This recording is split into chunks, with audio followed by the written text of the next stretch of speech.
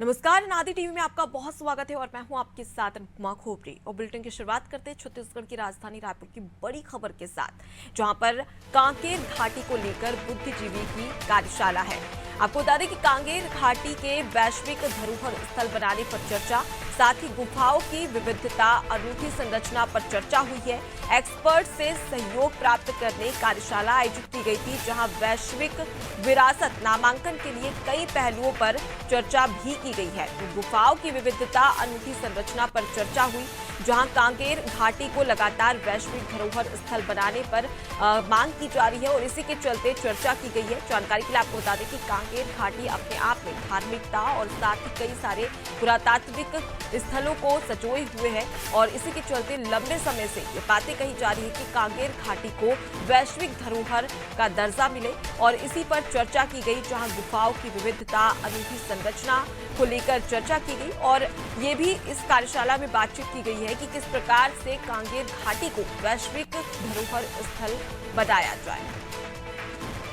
तो वैश्विक विरासत नामांकन के लिए कई पहलुओं पर चर्चा हुई है और लंबे समय से ये बातें कही जा रही थी, जहां कांकेर घाटी को वैश्विक धरोहर बनाने को लेकर मांग भी की गई है और इसी के लिए अब बुद्धिजीवियों की कार्यशाला आयोजित की गई, जिसमें चर्चा की गई कि किस प्रकार से वैश्विक धरोहर स्थल बनाया जाए, जहां गुफाओं की विविधता और अनूठी संरचना पर चर्चा की गई है।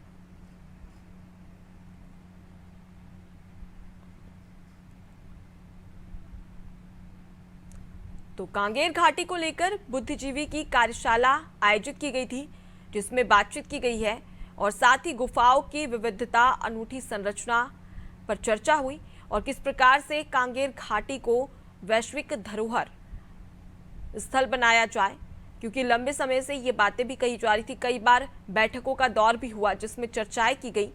अब ऐसे में देखने वाली बात है कि इस कार्यशाला के आयोजित होने के बाद, चर्चा के बाद में क्या वैश्विक धरोहर स्थल बनाया जाता है या नहीं।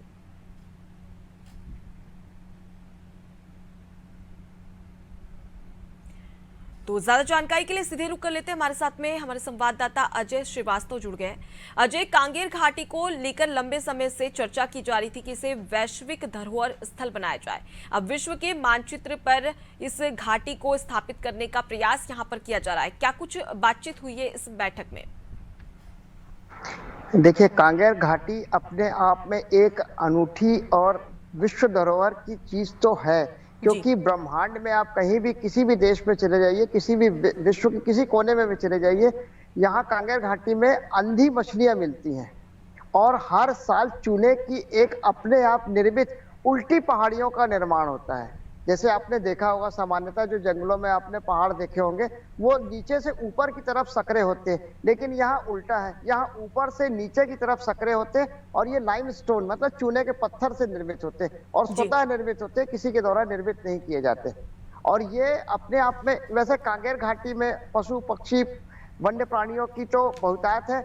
आपको याद हो, पूर्व मुख्यमंत्री अजीत जोगी ने वहां की मैना, जिसे बस्तर की पहाड़ी मैना, उनने अपने एक हेलीकॉप्टर का नाम भी मैना रखा था और इसे छत्तीसगढ़ राज्य का एक सुरक्षित पक्षी भी घोषित किया था।